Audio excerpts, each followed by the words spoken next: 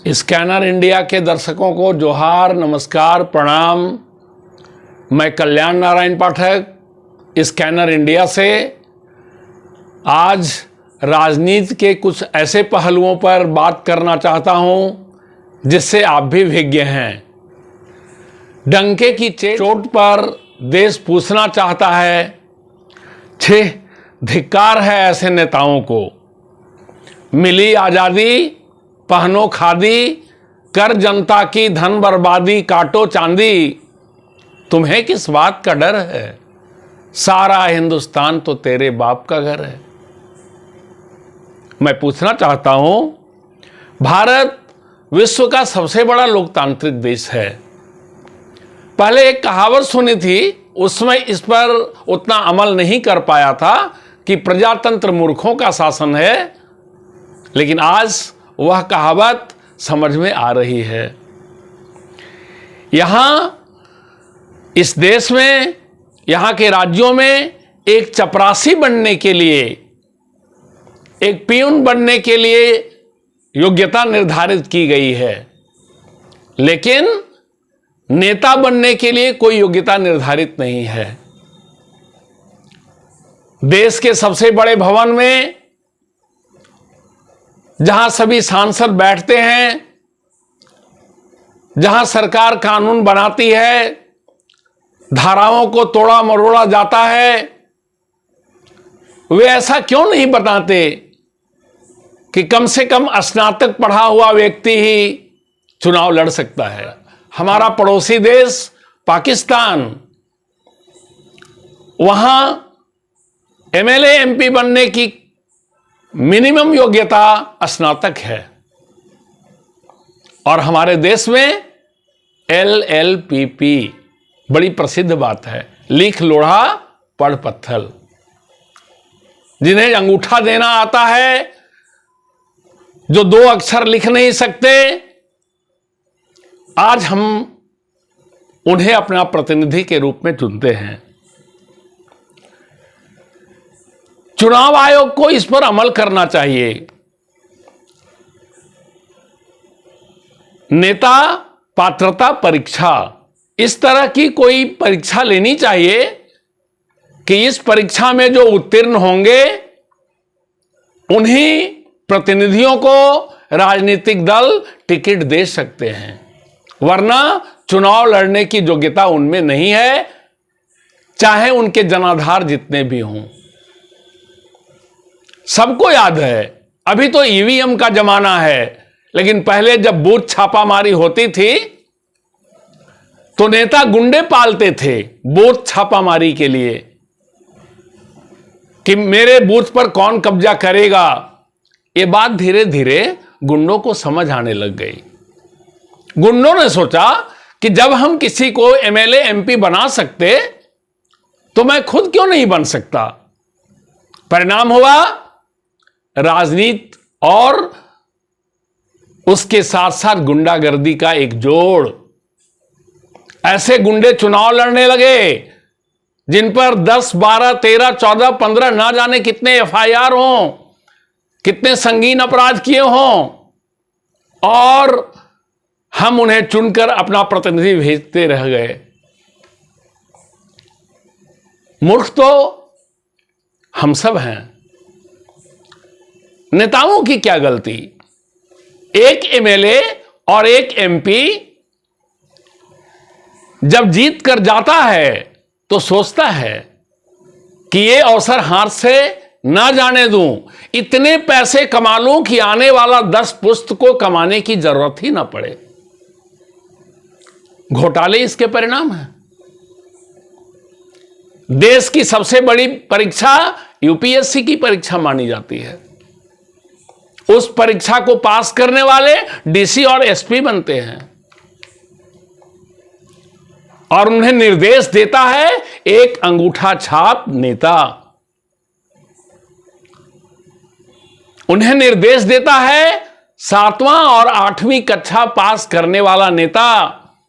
आप जानते हैं, नाम लेने की जरूरत नहीं है, हमारे यहां तो ऐसे शिक्षा मंत्री तक हुए हैं जो मैट्रिक की परीक्षा तक ना पास कर पाए हों। दोस्तों आम जनता का है, हमारा और आपका है। जब निजी हित की बात आती है कि एमएलए और एमपी का वेतन बढ़ाया जाए, उनका डीए बढ़ाया जाए, तो ध्वनि मत से इसे पास कर दिया जाता है। लेकिन जब जनता के मुद्दे पर बात होती है तो विपक्ष कोई और राग अलापता है और सरकार कुछ और करती है।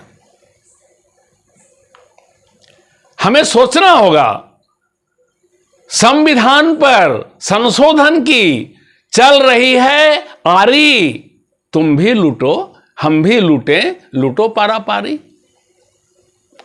हमें तो सिर्फ देखना है।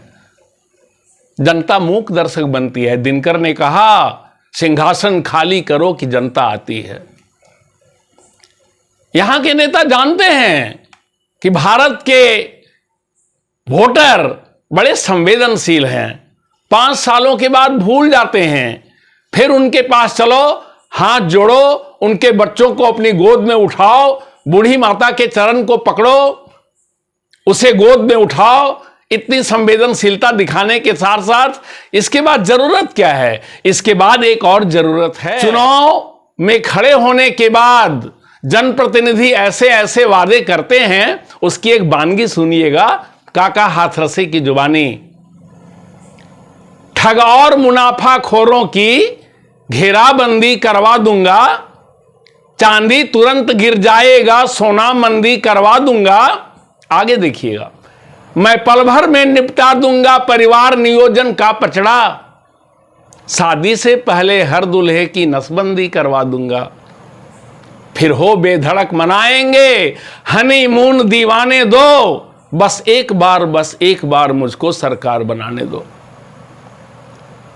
सोचिए कैसे असंभव वादे हैं, लेकिन भोली भाली जनता इस दुष्चक्र में फंसी हुई है।